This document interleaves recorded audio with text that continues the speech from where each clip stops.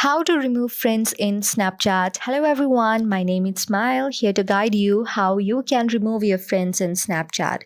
So, to do that, follow the following steps. Make sure that you have your Google Play Store or App Store logged in with your Google account.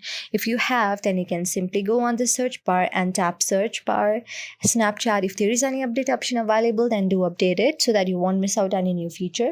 If not, then you can simply and normally open your Snapchat application which you have already downloaded. And now you can simply go on the chat icon which you have on your device. After tapping on the chat icon which you have on your device, you will see the list of your friends. Now, if you want to remove any of the friend from here, then just tap for a very long time in their account and then you will see many options. Tap on manage friendship and then tap on remove friend. This way you can remove your friend and they will be unfriended from your Snapchat account.